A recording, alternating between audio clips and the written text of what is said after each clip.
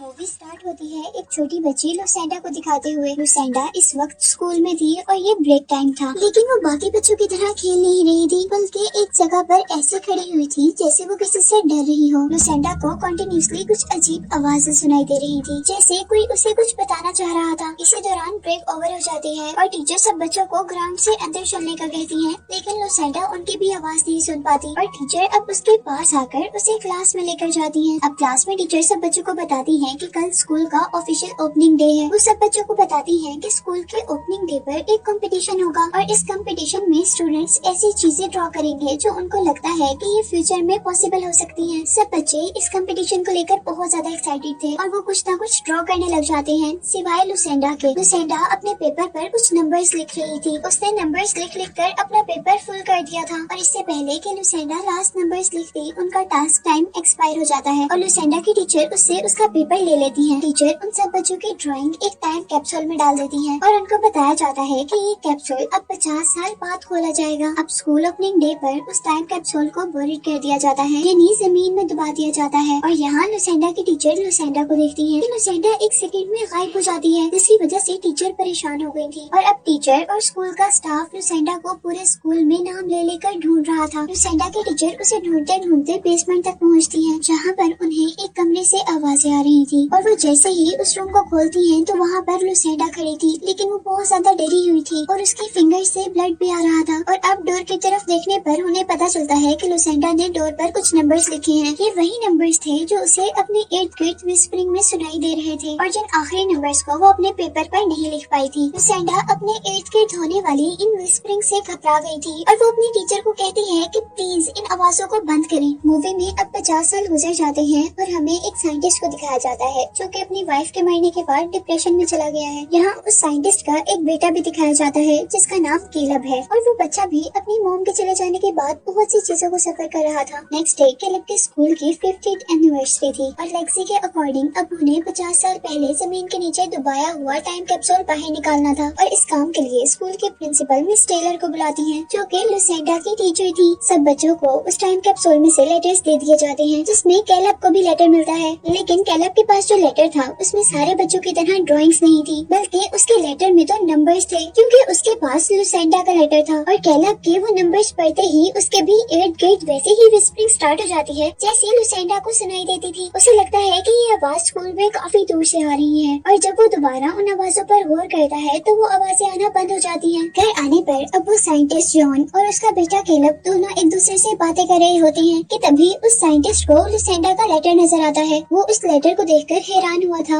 और उसे लग रहा था कि जरूर इन नंबर्स का कोई ना कोई मीनिंग है, लेकिन फिर वो उस लेटर को इग्नोर कर देता है। कुछ देर बाद जॉन गलती से अपना ग्लास उस लेटर पर रख देता है, जिसकी वजह से पेपर पर कुछ नंबर इनसर्कल हो जाते हैं। वो जैसे ही उन नंबर्स को इन्वेस्टिगेट करता है तो उसे पता चलता है कि ये एक डेट है जिस दिन एक ब्लास्ट में बहुत से लोग मारे गए थे। वो जैसे ही उस पेपर पर दोबारा नजर डालता है तो उस पेपर पर वो नंबर्स पे लिखे हुए थे जितने लोग उस दिन मरे थे। ये देखकर वो साइंटिस्ट शॉक में था और अब वो बाकी नंबर्स को व्हाइट बोर्ड पर लिखकर इन्वेस्टिगेट करना शुरू करता है और उसके इन्वेस्टिगेट करने पर पता चलता है कि उस पेपर में जितने भी नंबर्स थे वो फजूल नंबर्स नहीं थे, या तो वो डेट्स थी या वो फिगर्स थी। वो डेट्स किसी डिजास्टर, अर्थक्वेक या क्रैशेस को बता रही थी और उन डेट्स के आगे कुछ नंबर्स थे, ये वो फिगर्स थी कि कितने लोग इस डिजास्टर में मरे थे। और जिस साल लुसेंडा ने ये पेपर लिखा था उस दिन से लेकर आज तक जितनी भी ट्रेजेडीज हुई थी वो उस पेज पे मेंशन थी। साइंटिस्ट अब डेट्स को रेड कलर से सर्कल करने लग जाता है और डेथ की फिगर्स को ब्लू कलर से, लेकिन अभी भी कुछ नंबर्स ऐसे थे जिन्हें वो कैलकुलेट नहीं कर पा रहा था।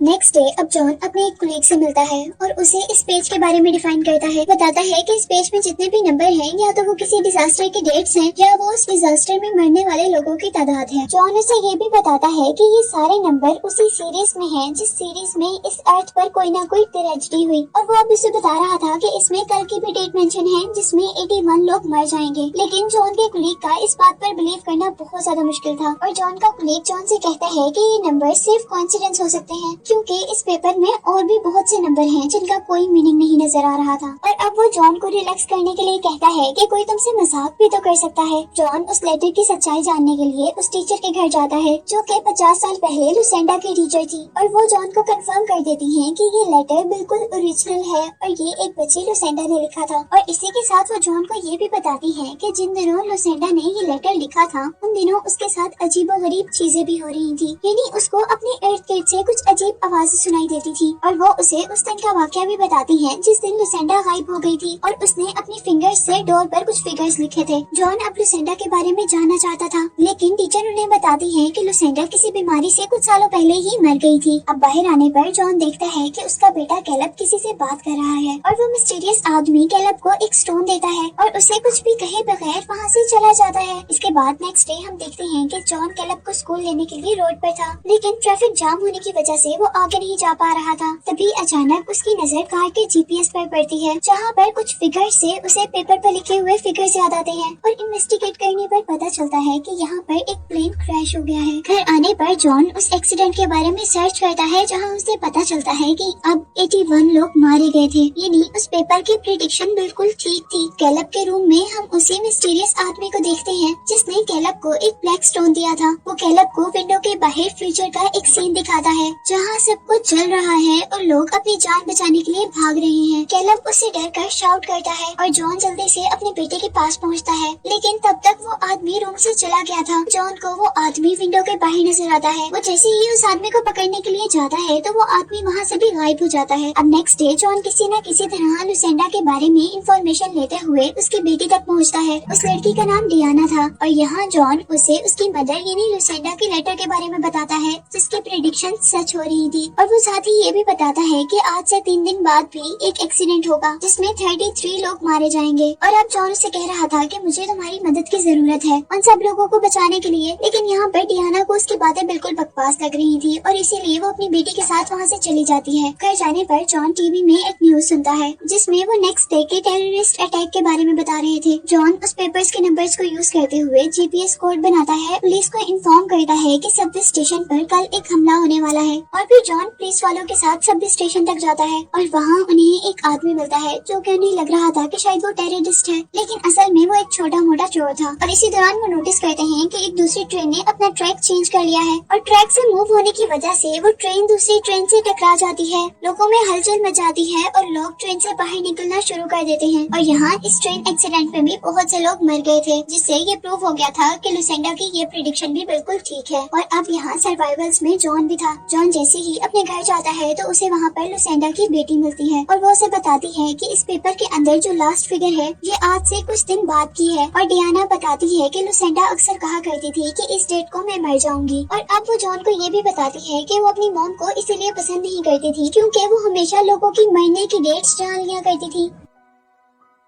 अब डियाना जॉन को उस घर में लेकर जाती है जहाँ पर लुसेंडा हमेशा उस वक्त जाया करती थी जब वो सबसे छुपना चाहती थी, यानी सबसे अलग रहना चाहती थी। यहाँ पर वो लोग उस पेपर के लास्ट वर्ड्स को देखते हैं जहाँ पर 2 मरतबा उल्टा ई लिखा हुआ था और उनको लगता था कि ये लुसेंडा के सरनेम के वर्ड्स हैं। और अब जैसे ही वो उस घर के अंदर जाकर इन्वेस्टिगेट करते हैं तो उनको पता चलता है कि वो ई एवरीवन का सिंबल था, यानी इस डेट को हर कोई मर जाएगा। और साथ ही जॉन वहाँ पर बहुत से वो स्टोन्स भी देखता है जो एक मिस्टीरियस आदमी कैलब को भी देकर गया था। अब यहाँ बाहर कार के अंदर कैलब और उसके साथ डियाना की बेटी भी थी। और यहाँ पर अब वही मिस्टीरियस लोग आते हैं जो पहले भी कैलब को दिखे थे। वो लोग बच्चों से कह रहे थे कि हमारे पास आ जाओ और उनकी ये विस्परिंग बिल्कुल वैसे ही विस्परिंग थी जिस तरह की लुसेंडा को सुनाई देती थी और जिस तरह कैलब को भी मूवी के स्टार्ट में सुनाई दी गई थी। यहाँ कैलब उनके पास नहीं जाता बल्कि बहुत होशियारी का मुजाहरा करते हुए वो कार का हॉर्न बजाता है, जिससे डियाना और जॉन को पता चल जाता है कि बाहर कुछ गड़बड़ है और वो लोग भी बाहर आ जाते हैं। लेकिन उस टाइम तक वो मिस्टीरियस लोग यहाँ से चले गए थे। लेकिन जॉन दूर से उनमें से एक आदमी को देख लेता है और उसके पीछे जाकर उससे पूछता है कि तुम क्या चाहते हो। और तभी वो आदमी मुंह खोलता है तो उसके मुंह से बहुत तेज रोशनी निकलती है और जैसे ही वो रोशनी बंद होती है तो वो आदमी गायब हो जाता है। इसके बाद वो सब लोग जॉन के घर पर चले जाते हैं जहाँ पर डियाना बहुत दुखी थी क्योंकि उसे भी यकीन था कि लुसेंडा की प्रेडिक्शंस बिल्कुल ठीक होती थी। और अब उसकी प्रेडिक्शन के अकॉर्डिंग एक दिन बाद हर कोई मर जाएगा और ये उनकी एक साथ इस दुनिया में आखिरी रात है। कुछ देर बाद लुसेंडा लुसेंडा की ग्रैंड डॉटर यानी डियाना की बेटी एक ड्राइंग बनाती है, जिस ड्राइंग से जॉन को अंदाजा होता है कि नेक्स्ट जो डिजास्टर आएगा वो सूरज की तरफ से आएगा। और अब वो फौरन अपने ऑफिस आता है और सोलर रेडिएशंस को देखता है, जिसकी रीडिंग्स बहुत ही एबनॉर्मल लेवल में थी, जिसके रिजल्ट में सूरज से ऐसी शुआएं निकलने वाली थी जो पूरे सोलर सिस्टम को तबाह कर सकती थी। जॉन के घर आने पर वो देखता है कि कैलब भी वैसे ही लेटर्स लिख रहा था जिस तरह की लुसेंडा लिखा करती थी। और यहाँ कैलब को याद आता है कि टीचर ने बताया था कि लुसेंडा ने कुछ लेटर्स एक डोर पर भी लिखे थे। वो जल्दी से स्कूल जाता है और उस डोर को लेकर अपने घर आता है, लेकिन उसके घर आने से पहले डियाना अपनी बेटी और कैलब को लेकर वहाँ से चली जाती है एक केव में छुपने के लिए, ताकि सन डिजास्टर से वो लोग बच सके। जॉन उस डोर से जो नंबर्स पढ़ता है उनको कैलकुलेट करने से उसे पता चलता है कि इस दुनिया में ऐसी भी जगह है जहाँ जाकर वो इस डिजास्टर से बच सकते हैं। लेकिन घर आने पर उसे डियाना के साथ कोई भी नहीं मिलता और वो अब उनका पीछा करने के लिए जाता है। यहाँ हम डियाना को एक गैस स्टेशन पर देखते हैं और यहाँ न्यूज में बताया जा रहा था कि इस दुनिया में एक बहुत बड़ी मुसीबत आने वाली है और हर किसी को अंडरग्राउंड शेल्टर की जरूरत है। यहाँ डियाना जॉन को कॉल करती है और उसे बताती है कि वो कहाँ है, और जॉन उसे बताता है कि हमारे पास सिर्फ एक ही जगह है जहाँ जाकर हम इससे बच सकते हैं, और वो लुसेंडा का वो घर है जहाँ पर वो हमेशा छुपने के लिए जाया करती थी। वो भी फोन पर बात ही कर रही थी कि कुछ लोग उसकी कार को चुरा लेते हैं जिसमें उसके बच्चे भी थे। अब डियाना भी जल्दी से एक कार चुराती है और अपनी कार का पीछा करने लगती है, लेकिन तेजी में उसकी कार का एक्सीडेंट हो जाता है और अब अपनी मदर लुसेंडा के प्रेडिक्शन के अकॉर्डिंग डियाना भी उसी टाइम पर मर गई थी। जॉन किसी न किसी तरह लुसेंडा के उस घर में पहुंचता है जहां उसे हर जगह वो ब्लैक स्टोन नजर आ रहे थे, जिसमें से एक कैलब के पास भी था और कुछ लुसेंडा के पास भी थे। और अब यहाँ पर जॉन को वो मिस्टीरियस आदमी नजर आता है और वो उसे शूट करने ही वाला था कि उसका बेटा कैलब उसे रोक देता है और बताता है कि ये लोग हमें बचाने वाले हैं। और अब यहाँ हम पर रिवील होता है कि ये वही लोग थे जो इन डिजास्टर्स के बारे में बता रहे थे, जिनकी आवाजें पहले लुसेंडा सुनती थी